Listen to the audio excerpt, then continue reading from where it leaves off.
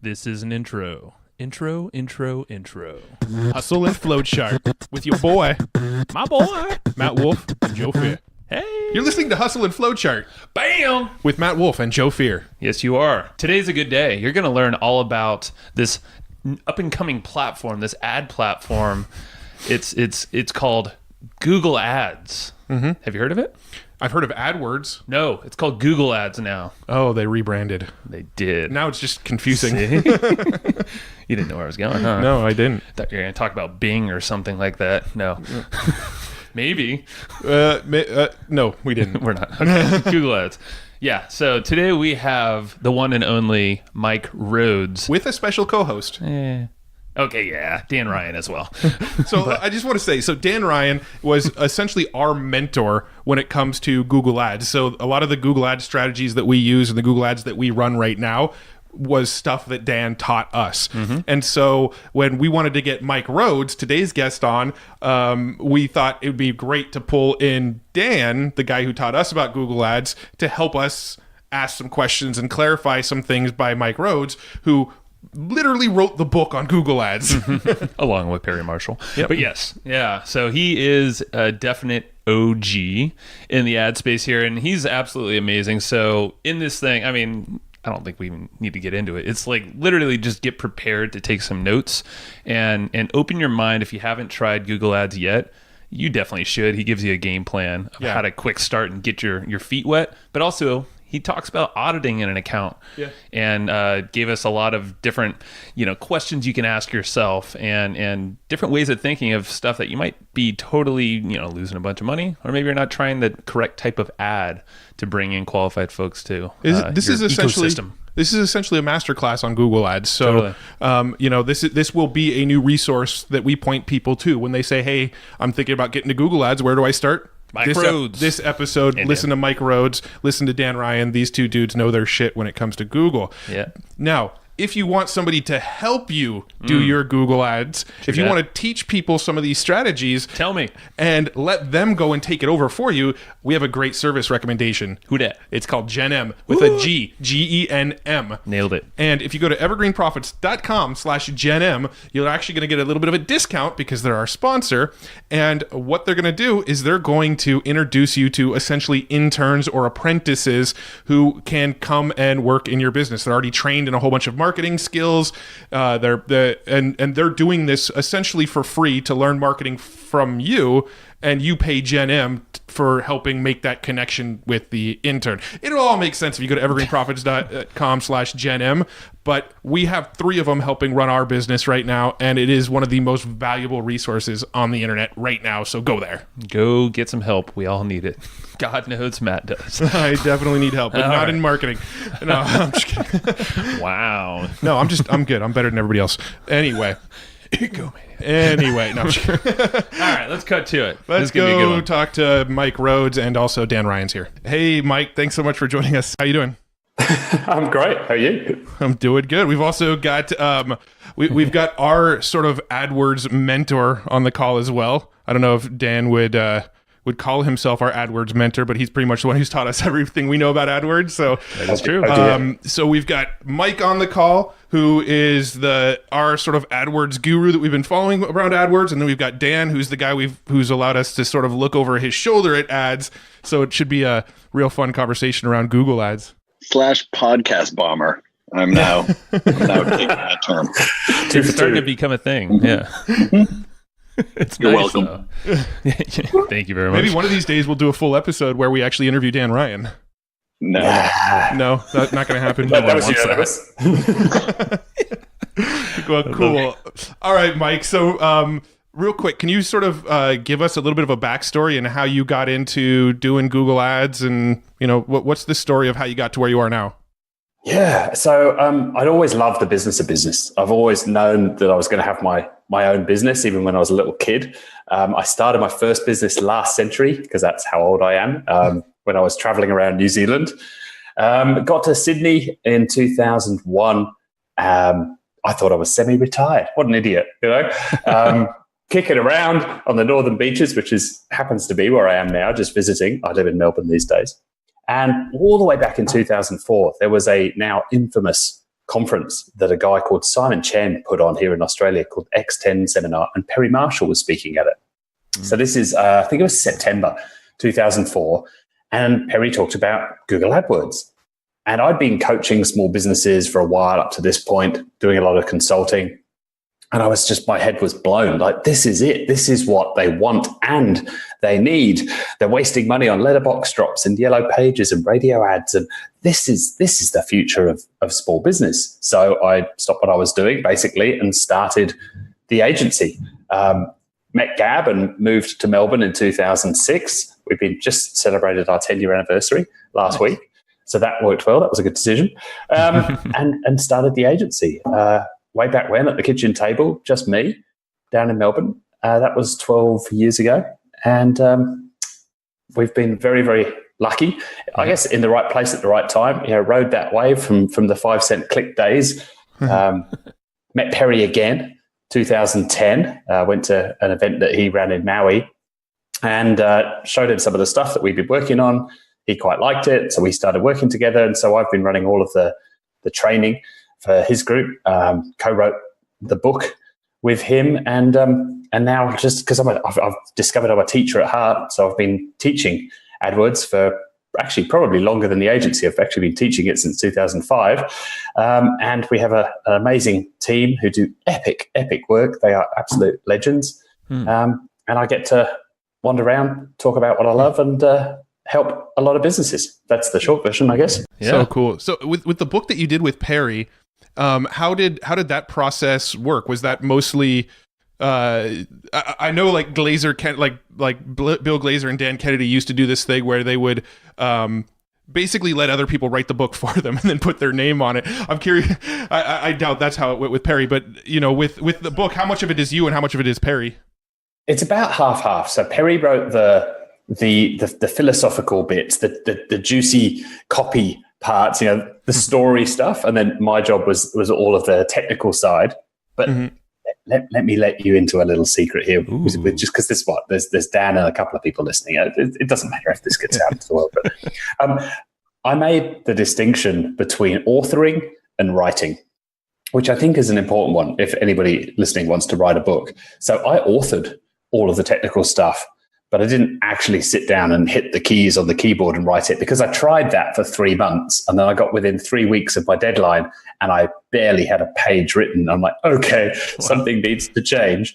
So I discovered, have you ever heard of the Kolbe test? Kolbe? We've taken it, yeah. First time I took it was in the room with Kathy Kolbe here in Sydney. And she told me I was a researcher. And I railed against that. I'm like, no, I'm not a researcher. I'm a creator. And I didn't want to be labeled a researcher, but she was right. I do love to go and see what's working in the world. I like to steal ideas from elsewhere and play with them and turn them into something else. So I turned the book into a research project. I basically mind mapped all of my chapters, dumped out what I knew onto a page, and where there was a little gap, or I thought, I haven't actually dug into that corner of AdWords for 6 months. Let me go find some stuff. Improved the mind map, and then sat there for half an hour recording. So each chapter was its own mind map. Half an hour of recording that, walking through the mind map, sent it off to an amazing writer who then sort of just turned that into the words on the page and fleshed it out and said, I need another case study here. I need a better metaphor for this bit. Can you give it? And just within 2 days, each chapter would come back. Every 2 days, I'd get a new chapter. We knocked off the whole thing in 3 weeks. It was amazing. That's so cool. Just out of curiosity, what was your Kolbe score? Because Joe and I actually did that. It's something along the lines of, now which one's the first one? Fact find. So it's about a 7 fact find, then about a 4 for that. No, what's that one? Follow through. That's probably about a 3 or a 2 actually. And then an 8 or a 9 for quick start. And then I never understood the last one. The implementation was the last one. I never understood that. That was about a 4-ish. So something like a 7.294. Yeah, that last one, they say entrepreneurs tend to have a lower number for the last one. It tends tech based. Yeah, it tends to be the people that have the higher number are people that tend to work with their hands more, like surgeons and construction workers and people that just really like to work with their hands a lot. That was how it was described to us, but anyway. Fascinating though. But there's a big part of that in me. I used to build models as a kid. I love building with my hands, but I also love, I think what I've been doing for the last 12 years is crawling inside the machine, figuring out how it works. and then coming back out and using that. So it's a mental model of playing with your hands. I don't know. So I get confused by that one. But I'm curious about the book. What year did you write it? I was in New Zealand. It was 2013 was the first one. So Perry had, let me be real clear here though, he'd sold like 70, 80,000 copies before I came along. It's his book, really. I'm just like adding a little bit on the end. Yeah. And so the 4th edition came out.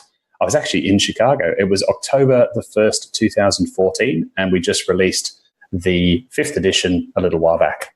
Nice. Okay. That was going to be my question. I didn't know if there were updates. I'm like, how do you keep the tactical so relevant? Because I know stuff changes just all the time. I wrote a book called WordPress Revealed like 10 years ago or something, and I don't recommend anybody buy that book now. I actually did make a 2017 updated version to it, which is a little bit better, but I think even that one's out of date now. Oh, yeah. Yeah, it literally goes out of date before it's published. We submitted to the publisher, and then literally 2 days later, Google did the big change away from, if you remember, converted clicks versus conversions. They scrapped converted clicks. And we're like, oh, shit. Okay, Mike, rewrite that chapter, which meant rewrites to about 3 other chapters, and then quickly turned that around and resubmitted it about a week later. But even then, obviously, from between there and when the book finally came out, there were a bunch of other changes. That's why I started Agency Savvy, because I just wanted there to be a place to go where you got the most up-to-date training possible, because I knew the book was always going to be a little out of date. I mean, we tried to make it sort of fairly evergreen and as strategic as possible, and certainly Perry's parts are much more strategic. So there's still gold in there, particularly if you're brand new to ads. His bits are really, really good. My bits are the bits that go out of date. Go ahead. No, I was gonna go ahead and segue into talking about Google Ads, unless you had something else on this topic. I was just thinking, Dan, when was the time that you started getting to know Mike or devouring his content there? First off, my Colby score is 666. There's another number. Not sure what that means, but it's Kathy is not. I don't know. I came across Mike's stuff. So I've been doing AdWords since it was AdWords. Now it's Google Ads, right? Mm-hmm. I mean, I was doing AdWords when it was created. That was when I started doing it. So first I did whatever was a go-to, and then it was Overture. Those are like the first PPCs. So I came across Mike's stuff probably 4 or 5 years ago, maybe. Mm-hmm. And he's literally the only person that I've ever seen do stuff similar to the way that I did. And I would never encounter that. Like, I'm sure he's had the same experience. Like, I've never logged into someone's AdWords account and haven't ever even been close to remotely okay. Yeah, we get hell all the time from Dan. Like, I was on the phone, it was probably a year ago, and this guy called me up and they're, oh yeah, we're crushing it on AdWords. I'm like, right, okay. And I told him, I'll know if Google built your AdWords account by just logging in and looking at it, right? So I log in, and I'm not really paying attention, and I'm talking to him on the phone, and I think we're Zooming, and no bullshit, the name of the main campaign is Campaign by Google. We don't really need to go any further. I'm like, your stuff is not that great. So anyway, I came across Mike's stuff, and I buy people's courses all the time, just, because you don't know what you don't know. And I logged in and I went through some of his stuff, and I was like, man, this guy literally gets it from my perspective, right? Because I'd hired agencies before and fired them because I'm always trying to level up or whatever. And I still don't have an agency. But yeah, I started going through his stuff, and I was like, this dude gets it. And he's literally the only person I ever recommend to people is like, you want to learn it, go through his course. Mm-hmm. It's going to give you the best foundation, period, in my view. So nice. Go ahead and drop that referral check when you get a chance. We can do that. He's going to invoice you later. Yeah. Yeah. My affiliate link is 666. Jeez. Nice. Well, let's actually get into like the nuts and bolts of Google Ads. I'm not totally sure where to start. We actually haven't done an episode yet about Google Ads. We focused on a lot of episodes around traffic. The closest we've come was we've had a couple episodes around YouTube ads, but we've never dove into Google search ads or display network or any of the other platforms outside of YouTube. So I guess from your two perspectives, where do you think the best place to start in on this subject is? So let's start with the big overview of how it sort of breaks down just at a high sort of conceptual level. So you've got the search side and the display side. I think all of your listeners will be very, very familiar with the search side. And then on search, that breaks down into two. You've got your search ad, text ads at the top of the page, and shopping ads, the square ads with the price and the title. Awesome, by the way, awesome return. If you're an e-com business, you absolutely must be running Google shopping ads. I mean, so many people, particularly in the States, that are only on YouTube, or maybe they've heard something by Belcher or Tom Breeze, and now they're on YouTube a little bit, but it's a bit of a pain to set up, potentially. Google are trying to make that easier, but you must be running shopping ads. The return is fantastic there. Now, can I real quick? I want to jump in real quick with the shopping ads. Is there value in doing that if you have, let's say, an info business or a service business, or is that purely an e-com play? Not really. We've got one client. Well, okay, we're going to argue early. There's massive value from this guy that does it. So yeah. Okay. Not your Dan But show. you got to set. It's Mike's right. Like the feed. It's getting the feed set up. That's a real pain in the butt. Got it. And then there's certain things, like we've got a SaaS client at the moment that we're trying to convince Google that we should let them have it's a subscription box model. I won't say what it contains because that'll kind of give it away, who they are. But we're trying to convince Google that we should be able to run that as a PLA, a shopping ad, excuse me. But harder to get through. Not the first thing you're going to do if it's your first time at the rodeo. Gotcha. Okay, so if you want to continue down the path of this sort of hierarchy of ads. Okay, and then on the display side, Google's display network is a network of 2 million plus sites, 1 million plus apps. Stay away from the apps generally, on which you can show your ads. It used to be the case that you'd have to load up all of these different ads at set sizes. Now Google's going to try and build those ads for you. You give it a few assets, a few headlines, a few images and so on, and it'll mix and match all of those, build your ads for you, trying to make life easier for you. We can talk about the pros and cons of that.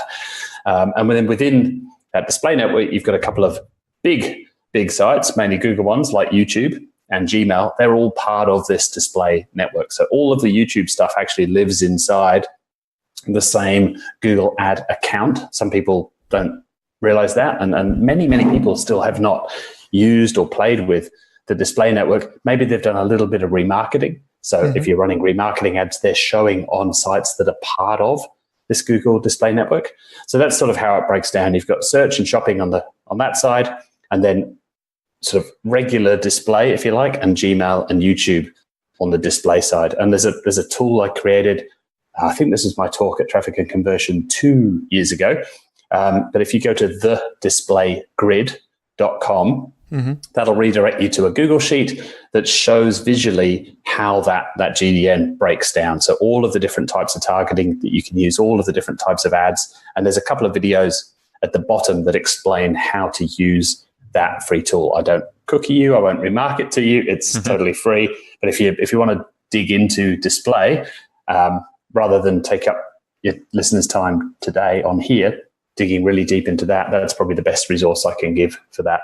Cool. Yeah, we'll make sure to share that in the show notes. When it comes to display, we've pretty much only ever used it for remarketing. So it's only been, if you've been to our site once, then you'll start to see our ads. Is that kind of how you recommend most people do it? Or is there like some really good cold strategies that you've used with GDN stuff? So remarketing is a fantastic place to get started. I mean, that's where you're going to do the least damage, and it's probably going to get you the highest return. But we're going to talk about AI and machine learning at some point during here, so we may as well start now. Google knows an awful lot about all of us. You know, they've got Chrome, they've got Android, they've got YouTube, they've got Gmail, they've got Google Analytics.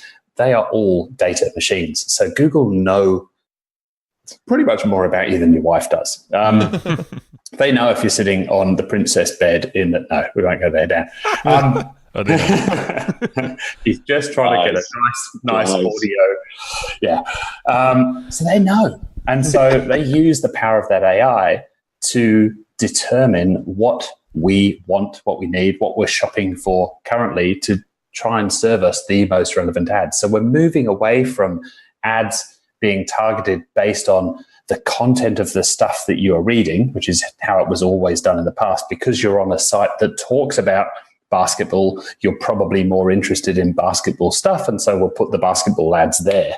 Now, what they're shifting to is you've just been searching for this stuff. You don't normally search for this stuff. You've been browsing. So you've just started searching for Audis and the new Audi, and you've been to some Audi sites, a couple of dealer sites, and you've just started searching for this. You don't normally do that.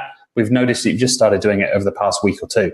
So you're probably in the market for a new Audi. So we're going to allow advertisers to show you ads based on that. And now you're going to see ads that are ultimately more useful to you. And that's the direction Google want to take this more and more, is to show more and more useful ads that convert better. Now, is that what the RSLA? I always get the acronym mixed up. RSLAs? Is that what that is, where you go and you basically search a keyword, and then just because they searched it, they're now in an audience that you can target? Not quite. So RLSA, remarketing lists for search ads, is a way of combining the power of search with remarketing, or actually with shopping and remarketing. So think of a little Venn diagram, 2 circles. On the left, we've got people that are searching for a particular keyword. And let's just stick down the basketball theme, and it's basketball jersey, let's say. And then on the right, we've got your remarketing list. And to keep things easy, this is everybody that's been to your website in the last 30 days. And there's a little bit of overlap with those 2 circles, the middle of our Venn diagram. So what RLSA means, if you set it up properly, is the circle on the left, keep showing ads to everybody that is searching for basketball jersey. But for those people in the middle, I want to bid a little bit more, or maybe a lot more, because they are searching and they have just been to my site. The assumption therefore being, verify this with data, because Google gives you the data once you set this up. We think that those people that are searching and have been to my site are more likely to spend money with me. And so I want to spend more money with those people. So it's a way of layering, if you like, layering the remarketing audience over the top of your search campaign or over the top of your shopping campaign. And that's good. That makes sense? Yeah, that does make sense. And so it's basically you're segmenting your audience based off of their actions, putting different ads in front of them depending on where they're at and depending on their actions at that time. And that's on the search side, search and shopping. Now, over on the display side, we can start to get a bit more powerful. So there is a display targeting option called in-market. So basically think of this as people that are in the market for, and that's based on that recent abnormal search behavior. You normally do this, but you've just suddenly started doing this. Now you must be in the market for, and there's a list of about 500 in-market audiences. And if you go to thedisplaygrid.com, you'll find a tab across the bottom of that sheet that lists those 500. So you can scroll through there and see if something matches what you sell. And if there isn't anything there, now you get the option of building your own using a targeting thing that should be called custom in market, but it's not. It's called custom intent. And this, I think, is the future of Google Display. So this is where you get to say, okay, people that are searching for stuff like this and this and this and this, give it half a dozen keywords and a couple of URLs, people that maybe have gone to this site and this site over here, people like that, Google, go find me them. Go find me people that have just been searching for this stuff, just been browsing sites like this, and put my ads in front of them. So that's ridiculously powerful. Yeah. As a cold strategy in particular, who's just been looking at my competitor sites? Who's just been searching for my competitors? Get me in front of them, please, Google. It's as close as you could get to being able to put your remarketing pixel on your competitors' websites. It is not that, but it's as close as you can get to that. Got it. Okay. Super powerful. No, that makes a lot of sense. Now, is it when you do that kind of thing, does that tend to be more expensive than pure retargeting just because, or is it less expensive because it's a little more cold and you're going to a wider audience? Ultimately, we pretty much try and target most of our ads based on results. So I don't sort of tend to look at, or even think about, say, CPCs. So I'm probably going to bid more for my remarketing audience because I think those people are more likely to convert.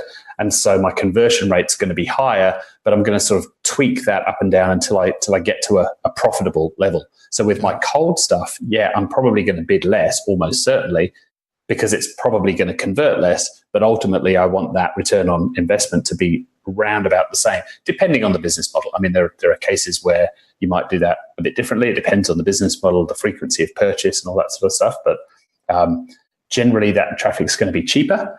But we all know that cheap traffic ain't necessarily good traffic. We want quality traffic. We want buyers. And so we're going to base that on results, whatever that means to your business, whether you're doing CPA stuff, return on ad spend, and obviously depending on your business model. If you sell fast fashion and your typical buyer buys from you 6 times a year, that's very different than if you're selling coffins, which tend to just sell once. Yeah, good point.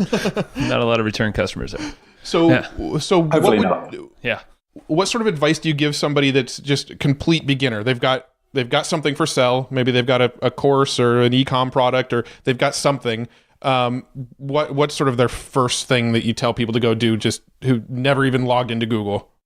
First thing, like Dan said before, don't go to Google for advice. Step one. But get educated. Like, find some stuff, and there's plenty out there. You mentioned John Belcher before. He and JB have some fantastic stuff over at AdSkills. We've got a bunch of courses at Agency Savvy as well. There's tons of stuff on YouTube. There's a great course on Udemy. Isaac has put out about an 18-hour course for $15 or something ridiculous. So get educated. First campaign, you probably just go after your own brand. It's the easiest thing to set up. That's your name, your business name, your product's name. You can't do much damage there. It's cheap traffic that's going to convert. That's the best way to cut your teeth and get started. And then second campaign, remarketing. You're probably leaving money on the table if you don't have a remarketing campaign. Now you could start to play with some colder display or some YouTube or some non-brand search, but get your feet wet first with either a brand search campaign or a remarketing campaign, and maybe shopping. If you're e-com, again, I think the returns are well worth it. But maybe if you're brand new, have somebody else set it up for you. Get you off the ground, and then you can take over after they've been. Maybe they do a setup and build. Run it for a couple of weeks, knock off the rough edges, and then hand it back to you with a bit of training. That's a really, really good way to start a new campaign. That makes sense. Yeah, and you mentioned e-com, and we have a traffic kind of community, and we talk all about all sorts of stuff. But there's a lot of folks in e-com that we can't really give them the best answers at all times when it comes to Google. So, are there any specifics that for e-com businesses, typically profit margins aren't as much? Are there some rules that they should follow when doing this? Oh gosh, basics. Well, so I want to add on to it. Like, I feel like there's a lot of people. There's this trend nowadays of people going and setting up Shopify stores, going and finding stuff on AliExpress and just listing it on their Shopify store, and then running ads to the stuff on their Shopify store and going, "Why can't I be profitable?" And they'll be buying $5 widgets on AliExpress and selling them for $10. So you have $5 to work with in profit before ad spend, and it leaves very little to get a return on ad spend. Those people are probably not going to succeed, are they? See, it's crazy because it's a trend, and so many people are asking this. So we wanted to address it because everybody wants the magic easy button. I was chatting to Ken McCarthy about this last year, about why are there so many bloody Facebook gurus out there. Like, everybody and their granny seems to be a social media guru these days, and there's Insta courses popping up and all of this stuff. He's like, why is it so hard to find good stuff? I mean, when we started doing more and more e-com, probably about 3-4 years ago, there was very, very little out there.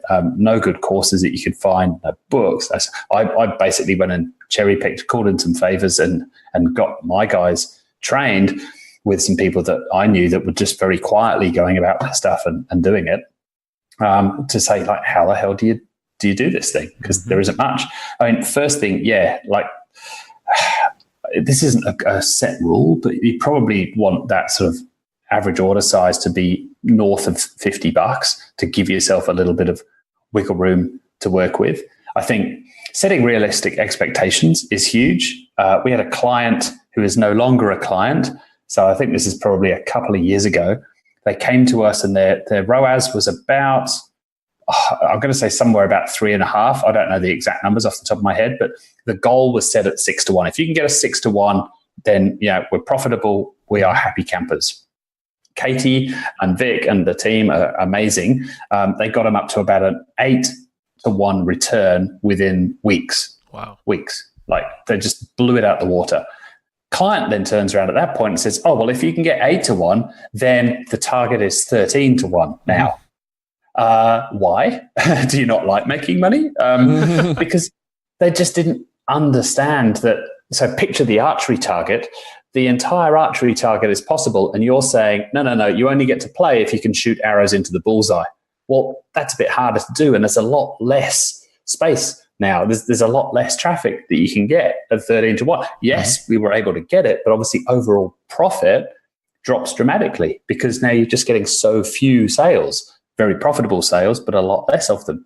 So setting realistic expectations and aiming to just break even, I'd say, for the first 3 months is probably a good place to start, a sensible expectation to set. Because you've got to... Yeah. That's smart. I like that. And you can give it kind of some basic benchmarks there. I think that we can spread the word to our customers. I think just understanding your numbers. I mean, just realistically sitting down with a pen and paper before you even turn on the computer and going, what would my return on ad spend? What would my ROAS need to be to break even? Is that 3-1? 4-1, 5-1, like understanding your numbers. Dan sort of mentioned it before. You log into an ads account. I'm slowly getting used to not calling it AdWords. You log into a Google Ads account, and there's probably one in, well, maybe these days, maybe we get to talk to some smarter advertisers. So maybe these days it's more like 1 in 5. I was going to say like 1 in 20 people running an account that you'll talk to, and you'll say, what's your break even? I mean, they know what the target is. They know that, we need CPA at $30. But then you dig in and say, well, why is that? What's your break even? What's your strategy here? Are you trying to maximize profit? Are you trying to grow fast and run at break even? And most people don't know the answer to that question. So the biggest thing you can do to differentiate yourself early on is know your damn numbers. Know why you're trying to hit the number that you're trying to hit. Because if you're trying to hit 13-1, not only is that unrealistic, it's just plain daft. So start with the break even. Sounds like, like you said, start with break even and then learn to scale slowly, it sounds like. Well, and even then, where do you want to end up on the profit curve? I'm finding that I've got to put a piece out on this because no one really talks about the profit curve. It's really, really hard to maximize profit, but that may not be the best thing to do. It's much, much faster if you can run a break even. Again, it comes down to business model, right? But if you can run at break even, you get a lot more sales in through the door. Yes, okay, your AdWords account isn't wildly profitable on the first sale, but if you're set up for repeat sales, if you're really good at improving that over time, if you're really good at sending stuff out in the box that gets them to come back or refer a friend or make repeat purchases, then you're going to get tons more traffic in. If you're doing split testing on your site, you can split test so much faster now because you've got so much more traffic coming through the site. If you're testing and improving your email, that all happens faster because you've got more volume going through. So it depends on the model. Depends what you want to achieve. Yeah, that makes sense. Now, before we hit record, you mentioned you wanted to talk a little bit about how to audit an AdWords account. And I was going to also ask about scale. Once you've got the sort of basic ad stuff set up, what sort of things do you do to scale up? You mentioned going after your brand name and doing some remarketing with maybe display network and things like that. So what's the process of auditing an AdWords account, and then how do you actually start to scale what you're doing? Yeah, okay. I'll try and connect those two big I mean, dots. they don't have to be connected. They were connected in my brain, but they don't necessarily. They could be two different questions. Well, they kind of are. It's just they really kind of are. I mean, it's an ongoing process of optimization, right? You're continually testing, experimenting, and that's a mindset that you need to adopt. I think all of your listeners already have that mindset, but sometimes clients don't. Why is it taking so long? Well, because it's a test. If we knew the answer to the test, it wouldn't be called a test, and we would just do it. Little things like that. So, I know you guys love systems and process. So I thought probably the most useful one that we use is to walk you through my audit process, so that then you can go back and look at, if you're running Google Ads and listening to this, you can sort of go back and look at it through fresh eyes, look out for warning signs like campaign by Google, and then sort of know the 80-20 of where to go in there and what you might start to look at to improve it. Yeah, sounds good. Cool. Okay, so we start with just looking at the date and just eyeballing the chart and trying to figure out the date range for this audit. Are we going to look at the last 3 months of data, the last 6? I want that data to be recent and consistent. So you're looking for basically charting your conversions over time. Is there a big drop-off? Have we just had Black Friday? And that's this weird traffic that we don't want to consider. So recent and consistent, tweaking the date range to get a sort of reasonably flat line so that I've got some sensible data to audit. And then the most important thing at the beginning here is to understand the game that we're playing. What are we tracking in terms of conversions? Having a look at that conversions tab and understanding what on earth is going on in this account. Now, if it's your account, you're probably going to know that. You probably think, I don't need to look at that. But go and have a look at it anyway through fresh eyes. Think about the stuff that you're asking Google to track. I'll give you a cheat sheet for this as well, so that you can put that in the show notes. Nice. Perfect. We will. Like 130 plus questions that you can go ask of your ads account. Good. This is good. Because I know you like giveaways and stuff like that. Heck yeah. That's okay. Understanding that, understanding if you're tracking value, understanding what the big goals are that you're tracking, which might be sales or somebody filling out that lead gen form. But are you tracking the little stuff as well? How many pages someone's looked at, time on site, did they view that particular video or download that particular PDF, all of that stuff. And like we talked about before, what's the goal? What's the target? And also, what's my break-even point? Because I really want to understand the difference between that. If you're currently running at $20 CPA and the break-even is 22, then the stuff that we're going to go do next is going to be very different than if you're running at $20, but the break-even is at 20.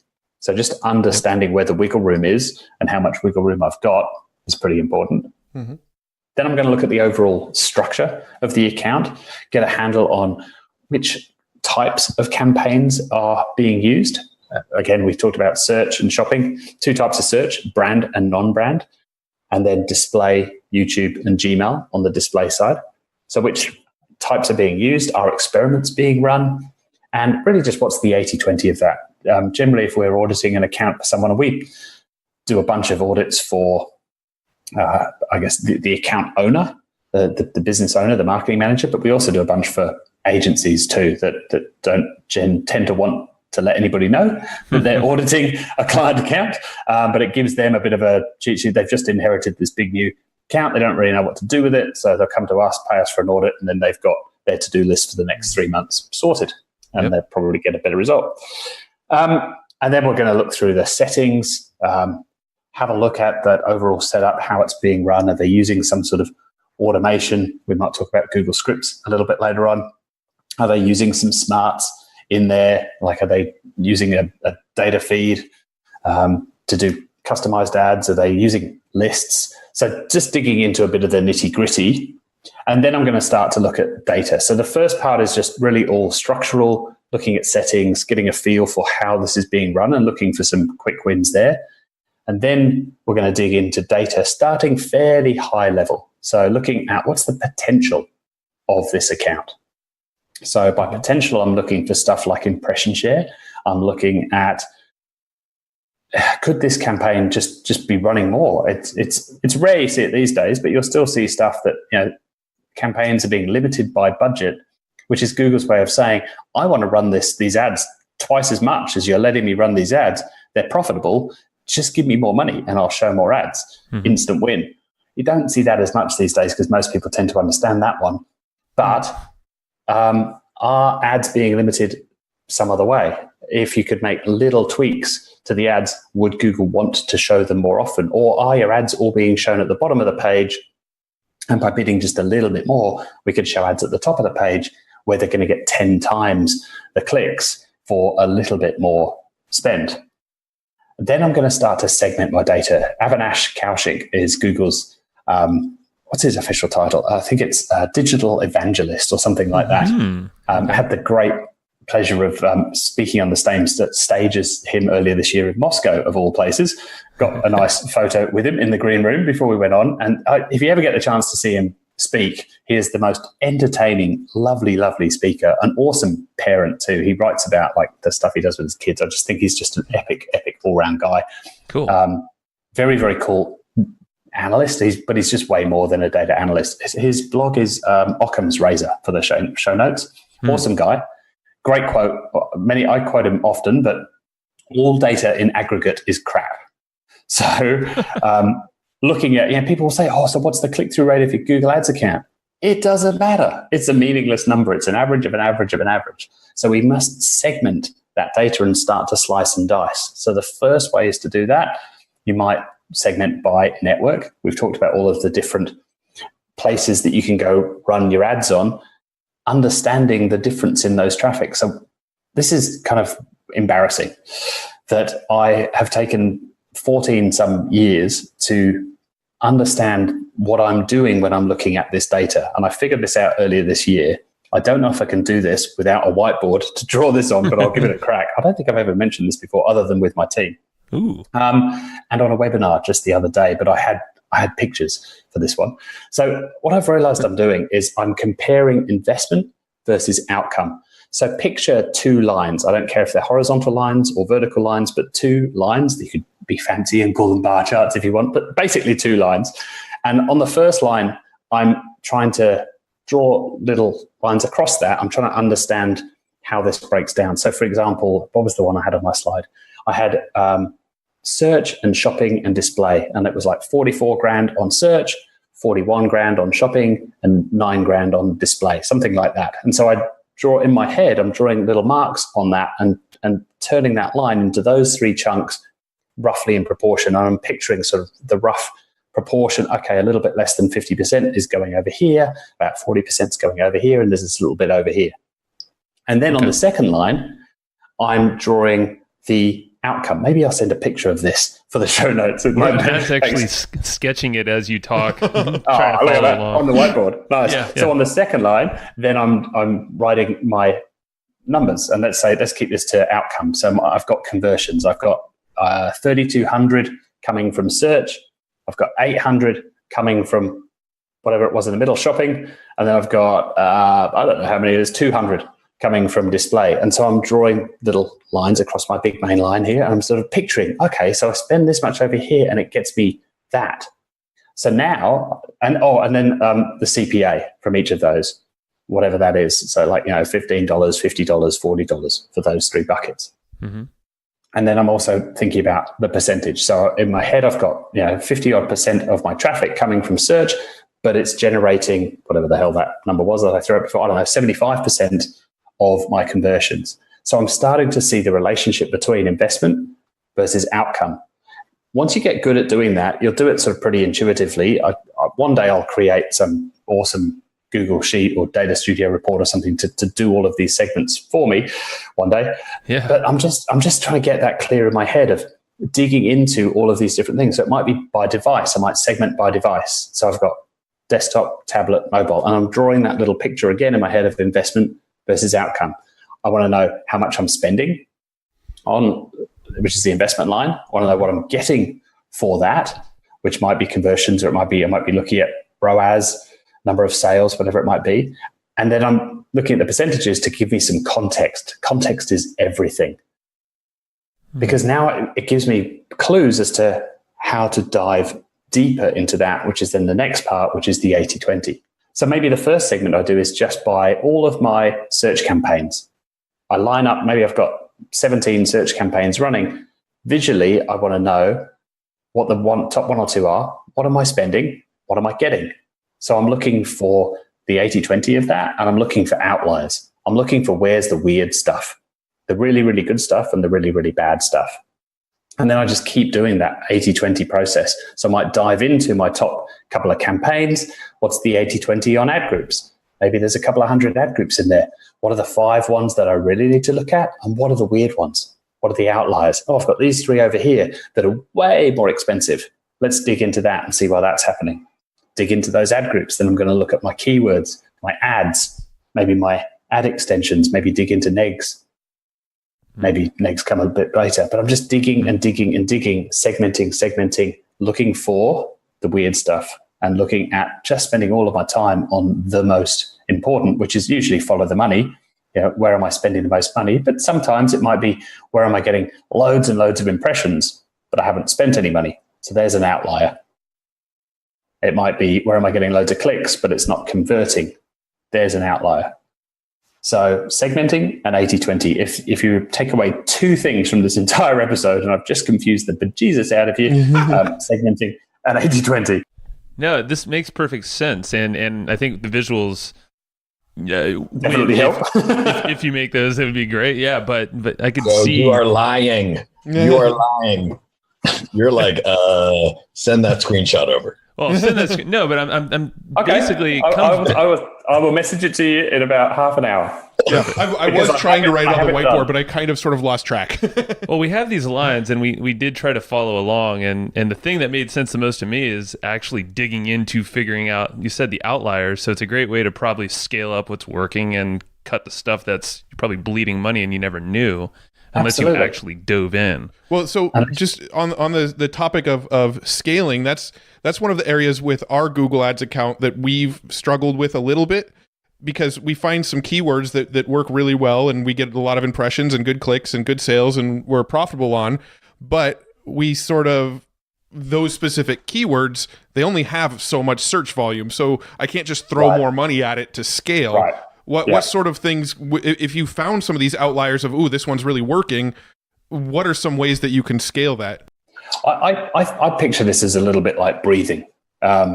Maybe it's because I'm getting old and I'm starting to do a little bit of yoga every now and again. But I picture this as you expand, you test more stuff, you try some new keywords, or over on GDN, you try some new targeting options, and then you're chopping it back. So you're throwing a bunch of stuff against the wall, seeing what sticks, getting rid of everything that doesn't, and then repeat the process.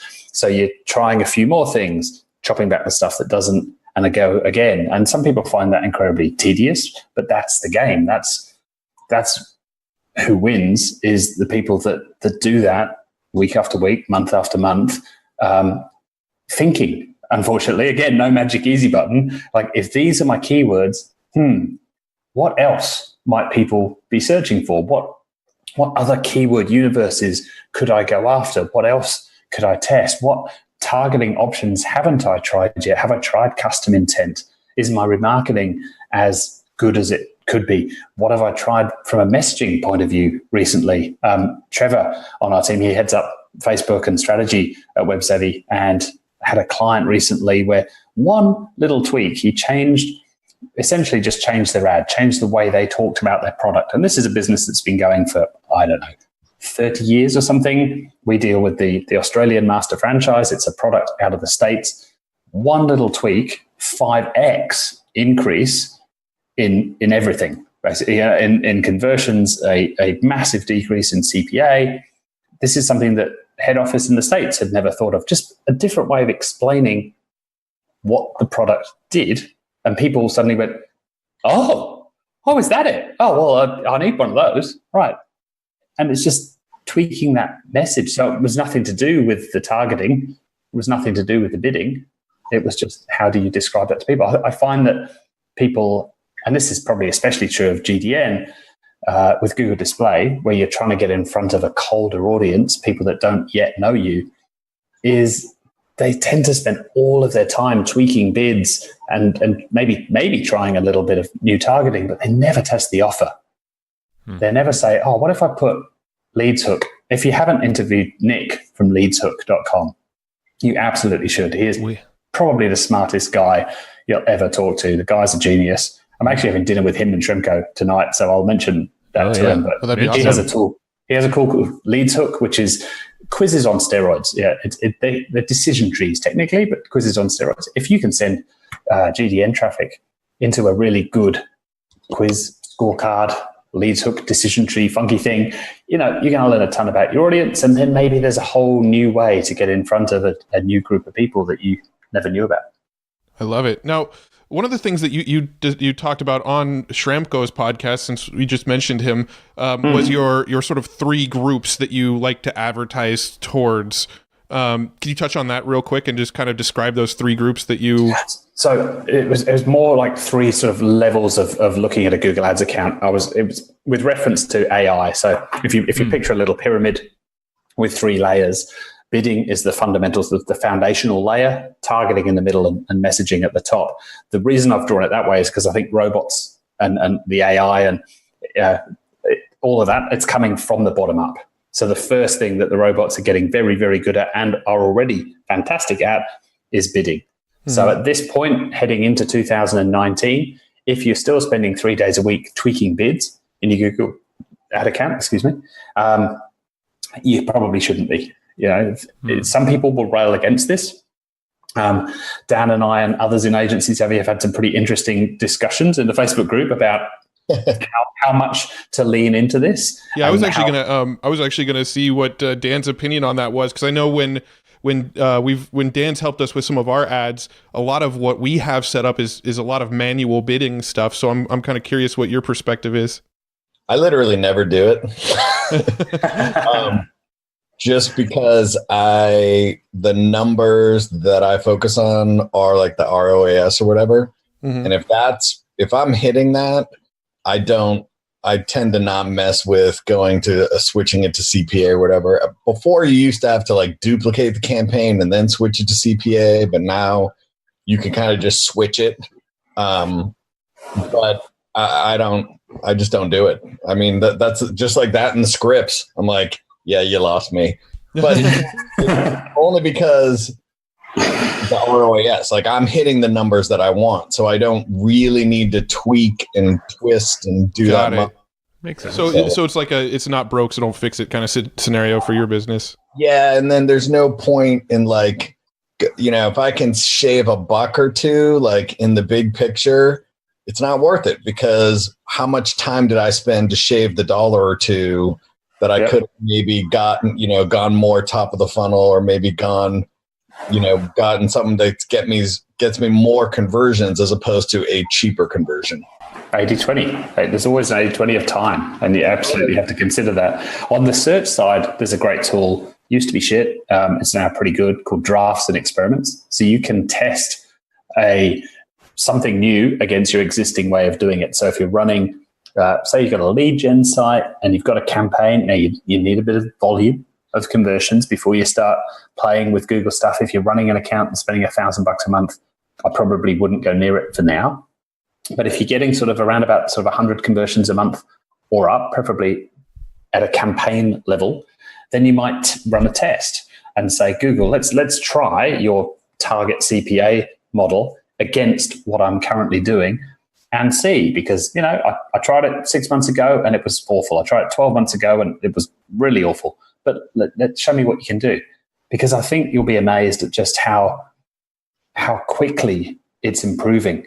We are linear beings. We remember the past as being just like today, but a little bit worse. And we think 5 years into the future will be just like today, but a little bit better. We can't remember what life was like before the iPhone. We're in an exponential world. Yeah, it ain't linear anymore. But we have a really hard time getting our heads around that. And I would really encourage, if you are playing with Google Ads, I'd really encourage your listeners to play with Drafts and Experiments, because right now it is not an option that's available for shopping, but it will be in 2019, we're told. It is coming. And when you have the ability to start running tests over on shopping campaigns, and you're one of the first users of that, that will be a huge advantage to have, because right now you can't test bidding models on shopping. You have to, like Dan says, you have to just switch it over and cross your fingers and hope for the best and watch it like a hawk. Yeah. But soon we'll have that option. But we found on shopping that target ROAS campaigns in the last 3 to 6 months are doing really, really well. So we've got some big wins. Caitlin, I should say, on the team, has scaled a big US client of ours from a fantastic referrer who we love, G'day Babak, from about, I think it was around 30 grand a month to 150 grand a month, leaning into a lot of this AI, letting the machine take over that bottom layer of the pyramid, taking over the bidding so that she can then focus on the more important stuff, which is then moving up a level to targeting. I'm not ready to let the machine do my targeting for me yet. I'm not ready to use a lot of Google's automated stuff there, like smart display campaigns, universal app campaigns. We don't see the benefits there yet, but there are other areas where the AI is being used. We talked about it before, in-market campaigns, using all of Google's data. Google knows who wants to buy what. So I'm not going to let them build my campaigns for me, but I am going to say, okay, you know who's in the market for this. Go show my ads to those people. Yeah. And then sorry. I was going to say, when we had John Belcher and we had Tom Breeze both on the show, and they were specifically talking about YouTube, but they were essentially saying now that they'll put a conversion pixel on their success page, and then they'll go and turn on ads, and they'll just leave the targeting blank. They won't even set anything for any of the targeting. They just know that they're going to eventually enough volume's going to go through that Google is going to have enough data built out on this pixel that Google's going to know how to target it for you. And I think, knowing those guys pretty well, having seen inside a few of their campaigns, especially Tom and I worked together on a few clients, they're dealing with pretty decent volume, and they're only playing within that fairly defined box, which is YouTube. So I think for what they're doing, it makes complete sense for the average person listening to this who's maybe just starting out with Google Display. I wouldn't suggest heading down that road, especially not on the display side. For YouTube, maybe, but also you've got to have some pretty big cojones, and you've got to just say, all right, I'm setting a budget here of $1,000 a day. I'm going to give this 2 weeks, and we'll see what it can do. And Tom will regularly drop 20 grand because he knows he almost always gets it right, and he'll turn that into a profitable campaign. But he's putting his money on the line too with his business model. Yeah. And I think they did disclaim that when they were on the show. I think they said, this isn't their first campaign. They don't go in there and just do that. They get a lot of data on the pixel before they turn that kind of stuff on using targeting. But eventually there's enough data built into that pixel that they can do that. Yeah. And Google's got this confusing way that it expands your targeting. They've got similar audiences, which is like Facebook's lookalike, which aren't really as good as Facebook's. But they also have this thing called conservative or aggressive targeting, which is kind of like similar, but not, where Google will say, oh, you want stuff like this? I'll go get you stuff like that. And it will wander off. And sometimes that works phenomenally well, and other times that works appallingly badly. There's still plenty of fraud on the Google Display Network, which Google swear black and blue there isn't. I've had many stand-up arguments with some of the product managers on this, particularly on apps. I think a lot of the fraud is moving to apps. And so, we've seen a campaign, so I'm sure Dan has seen the same, where you dig into a display campaign and you find that 80% of the spend was basically caused by fat thumbs on apps that were designed to get clicks on ads, that is not leading towards conversions. I mean, occasionally you get the odd fluke, or you get some fraudulent app that makes it look like these are real conversions. We won't convert every click because 100% conversion rate would look dodgy. I think the fraudsters are getting smart. They're using AI. They're getting smart. But let's not go down that rabbit hole because we could spend another hour on that. I was going to say, I just had someone's account get hacked that was shut down the other day, and in 2 days it spent 70 grand. Oof. And it was all app traffic. I was like, holy crap. And of course I'm like, hey, your account got hacked. Oh man. But it was insane. All app traffic, $70,000 in like 48 hours. It was out of control. Jeez. And was that purely by sending the traffic to their own apps so that they made money off the app sites, or were they sending money to their own URL? Did they change the ads to redirect them to their own URL? Yeah, I think that's what they were doing. It was weird. I'd never seen anything like it. I didn't know you could actually I'd never seen an AdWords account get hacked before. So let's segue into scripts, because I'll give you an example of a really good use case for scripts. So scripts are basically segues. So scripts are basically little computer programs you can squirt into your Google Ads account, and they sit there and run for you. So you take a small portion of the brain of some of the best AdWords people on the planet, and you go, oh, this is the way they do it. Computer, do that for me. And you can run these scripts hourly if you really want, or you can run daily or weekly or whatever. And so one of the scripts that my amazing team wrote, again, Charlene and Heath, are brilliant coders. I'm very lucky to have them on the team. But we made a conscious shift towards investing in this stuff about 3, 4, maybe 5 years ago, to build more and more of these scripts. I wouldn't do that today. I don't think Google are going to go too much further down this rabbit hole of scripts. I think they're going to go more down the AI, machine learning, leave it to us path. They keep taking control away from us. But right now, scripts are a great way to get control over the data and to automate a lot of that. So one of the scripts we wrote was to have a whitelist of URLs. So if an account got hacked, the first thing the hackers normally do is to redirect the ad. So they leave everything the same, but they just change the URL of the ad to send all of that traffic to their site. And then if that doesn't get detected, then they'll ramp up some bids, and then they'll ramp up budgets, and then you end up spending huge amounts of money in 48 hours. Ouch. With a script in place, you might have a whitelist to say, this is evergreenprofits.com is an allowable domain for this account. If anything ever happens, if any other ad, maybe it's a typo, maybe it's malicious, but if any other ad or site link or a keyword URL changes to anything other than whatever's on my whitelist, automatically pause the ad. And so, yes, at worst case, they've got 59 minutes of running that traffic, but then it will get shut down automatically by having this little program that's sitting there watching for that stuff. Or another script you might have is to alert you when anything weird happens. When a campaign suddenly starts spending lots of money on mobile ads, and historically it's only spent $10 a day on ads, or on apps, and now all of a sudden it's up to 1,000 per hour, immediately send me an email or a text message or something. Let me know, alert me to this thing. I'm a massive, massive fan of like automated alerts. That's a really good place to get started. So not having a script make a change to an account for you, but letting you know about stuff.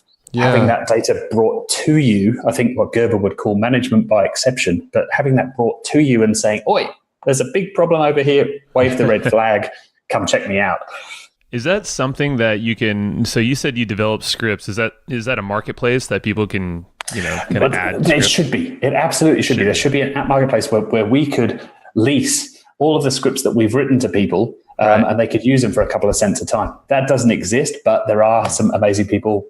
Russ Savage is probably the best known for this, freeadwordsscripts.com. But if you just did a Google search for best AdWords scripts, you'll find loads and loads of posts. There's a post, I can't remember who it was, Rank Hammer, I think it was, that did a post with about 120 scripts. Google's own dev site has got loads of free scripts. And this is all free because once it's out there, it's out there. We've spent a lot of money writing our own. But as soon as you give that away, then, it's out there in the wild, and all it is code. So with those scripts, you mentioned that you use it a lot for alerts and to shut down ads if the wrong URL is there and things like that. But I'm assuming you can use these scripts to actually sort of watch for things in your ads and tweak things based on what it's seeing. Absolutely. And sort of create your own AI to adjust ads for you as well, right? Totally. And that's really what they were there for at the beginning. Most of the scripts you'll find in the wild are for bidding. And what are some examples of those kinds of scripts? Oh, gosh. Well, anything you can think of that's rule-based. So if this, then that. So, if an ad has spent more than $50 but not converted at all, then pause the ad. Or if my ad group has spent more than $100 but not converted, then pause the ad group. Or if my campaign has spent more than $500 and never converted, pause the campaign. So there's a really, really simple version of that built into Google, which is called auto rules. Mm-hmm. But auto rules are fairly limited in what they can do, and they only get to run daily. It's a great place to start, though. If you're totally new to automation, I'd suggest just do a Google search for common auto rules and go look through that and find some stuff in there. Scripts are sort of the more advanced big boys, big girls area where you can go play. A lot more power Loads of them freely available. But yeah, start with stuff that just either adds a label to a keyword or an ad group or a campaign. That's a really good place to start. And then once you see that it's doing what you want, i.e. the right stuff is being labeled, if this, then that, if this thing is spending too much money, if something weird is going on, if there's an anomaly, label this thing and tell me to come have a look.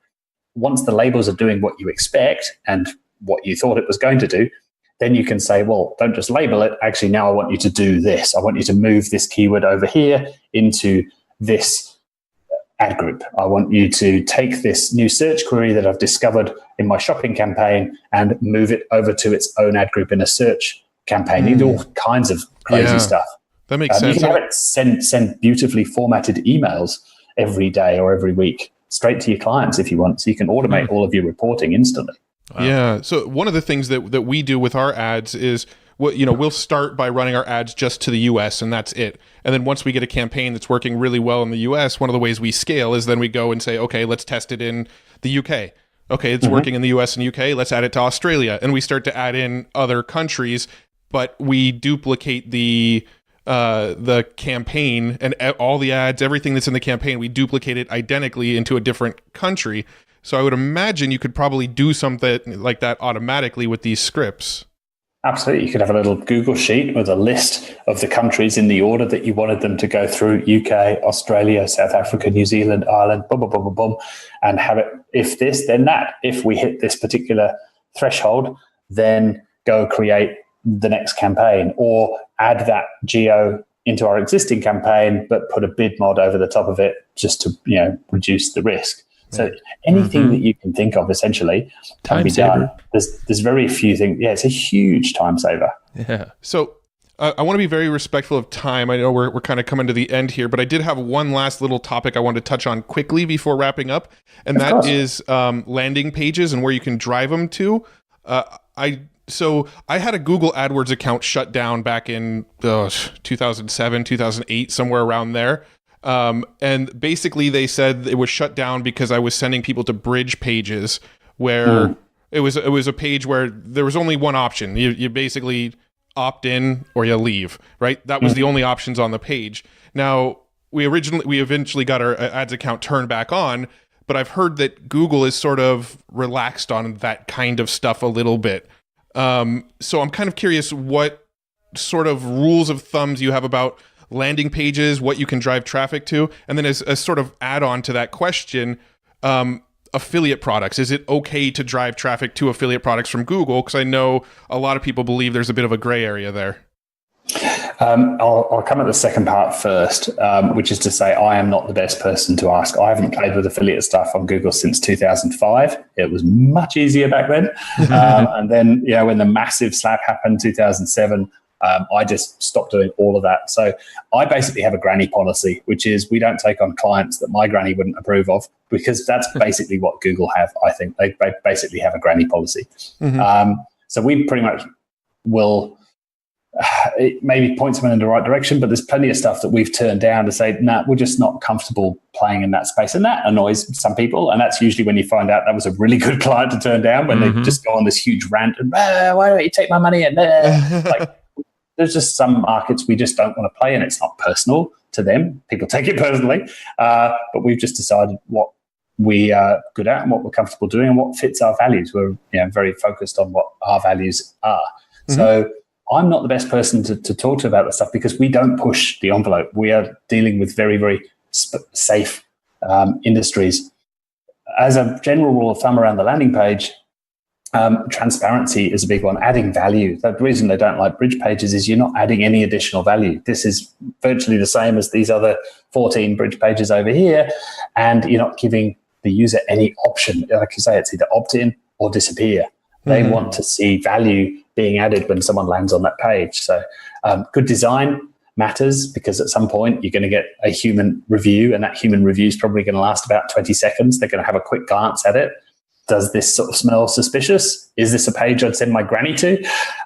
If it doesn't pass the sniff test, then they're probably going to start to dig a bit deeper. Of clear and obvious what the brand is. A little bit of navigation generally helps. We used to test Should the nav be at the top or should it be at the bottom? Because from a conversion rate point of view, that might make a big difference. These days, we tend to say, well, let's focus on the human first, what makes a good human experience, and not worry about the machine so much, because if it's good for the users, then it's probably going to be okay. There are some guidelines that you can find, the stuff that Google's quality guys are told to look for. You can Google that and find some of those, big thick document that you can read through. But generally, if you sort of do a pretty decent ethical job, if you're not pushing to try and find the edge of that line, then you're generally going to be okay in most markets. If you're in a market that Google doesn't like, then we won't be the best agency for you, and you may run into problems, at which point then you've got to start dealing with the bureaucracy that is Google, and basically that could be a 6-month conversation of what is it specifically on my landing page that I need to change, because they won't give you a list, they'll give you one at a time, right? And they'll say it's this. If you're lucky, they'll say it's this ingredient. You've mentioned this particular thing here on this other page on your site. Yeah, but that's not even on the landing page. Yeah, but on your website you mentioned this ingredient, which is on our banned list. Okay, so now you've got to go change it. And for some people, they can't change that. You can't change the formulation of a supplement just to keep Google happy. But the really, really smart supplement companies know what Google like and what they don't like. Or they can hire someone like you guys. They know all the rules inside and out. I'm very lucky. I've got 2 ex-Googlers in Hyderabad that are, amongst other things, particularly wonderful at policy. I've got an ex-Googler in the office as well who's been with me the longest of anyone, and they've been trained in that, and they just think like Google thinks. It's a great resource to have. They are fantastic. That's what it seems like. Is just be human, lead with value, give good quality, design and content and everything you can do. You're at least on your best foot forward, when you're running ads to any platform, I would imagine. Yeah. Let alone conversions will be better, should be. So I know we ran a little over, but let's wrap it up. What's a good book or something you end up reading or recommending often to folks? After the AdWords code. Yes. I'm a massive fan of the near future. So that's what I love to do. How do I leverage the near future to help grow businesses? That's my sandbox. And if I spend the rest of my life playing in that little sandbox, I'll be a very, very happy camper. So I love looking ahead at what's the near future. So right now, obviously AI, machine learning is a huge part of that.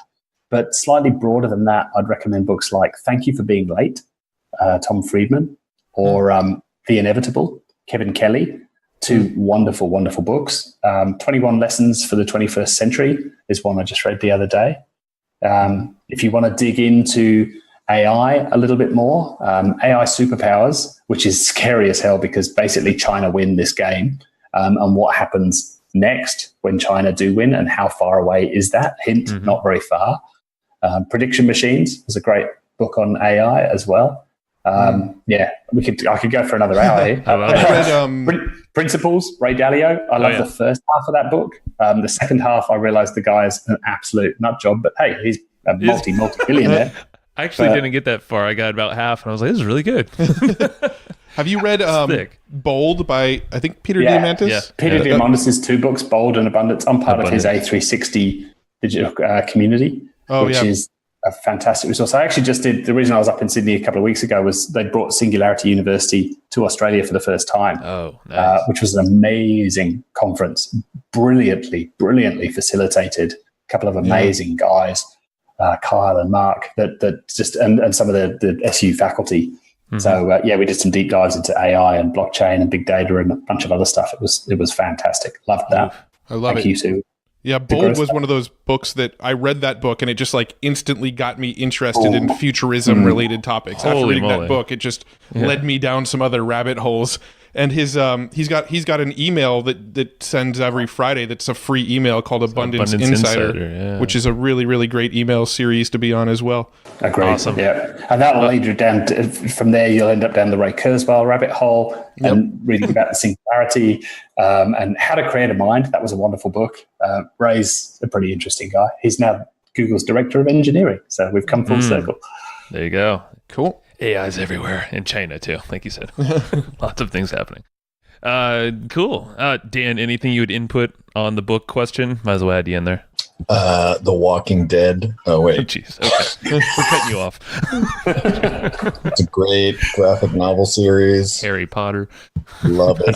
He's glancing around the room. He's in thinking, My Little Pony. I don't think the listeners know where he's Sparkle. sitting. I don't know if you're familiar with that one, but it's Are you sorry you asked yet, Joe? Are you sorry you asked? I'm sorry I asked. All right, back to mute. All right, man. Mike, where should folks go and learn more from you? I know we're going to give a lot of stuff in our show notes that people can check out. Yeah, and look, we'll do a bit of a special offer for your listeners too. If they're thinking about wanting to get an account audited, we'll do a special deal for you. If they've made it all the way to the end, then I think that's only fair. So agencysavvy.com/hustle. There will be something on there by the time this goes live. So agencysavvy.com. That's where I do all of my teaching. That's where all of my courses are. And if you go to /hustle, then you get a little bit of bonus. Sweet. That's super cool, Mike. Thank you. And yeah, we'll link everything in the show notes and make it obvious even for folks that might not have lasted this long. You're good, you boys. Cool. You really are. I think we'll be doing around 2 because I think there's like half of the list we didn't even touch yet. Yeah, I'm looking at our whiteboard and there's so much we didn't even get around to. So that's okay. I'll come back. You were super flexible with me. I had to move this around because some stuff happened the other day. So thank you for that. But I'm flexible. I'll come back for round 2 if you're happy. That's all. That's good. And jury's all out. you have to do is buy beers at Overtime Traffic and Conversion 2019 because Mike will be there. I'll be there. yes, We'll do a podcast there. Yeah, just set up Probably a little booth in the bar. That's all right. We'll go in the back. The drunken version. That'll be great. that would be kind of That's when the cool. good Actually, stuff That comes would out. be cool. You could do like 4 episodes a night from there and just, that would be great. Yeah. See? You I think need we're it onto soundproof. something. love it. All right. We're going to call that tentatively happening. All right, Mike. Dan, thank you guys. Have a good one. Thanks, Matt. Thanks, Joe. Thanks, Dan. Bye. See ya. All right. Thank you. And I hope you just enjoyed this episode you just listened to. Now, right now, before we sign off, I have a few things I would love for you to do. So the very first thing is to go find our guest on Facebook and tell them that you loved their episode with us. That's going to help them just feel good about themselves, but also it's going to spread the word a little bit more for us. So go find them on Facebook. Everybody's on Facebook, and go say that you love their episode and maybe one cool thing that you learned there. The second thing is to go to iTunes and subscribe to our podcast. Just look up Hustle and Flowchart and hit the subscribe button.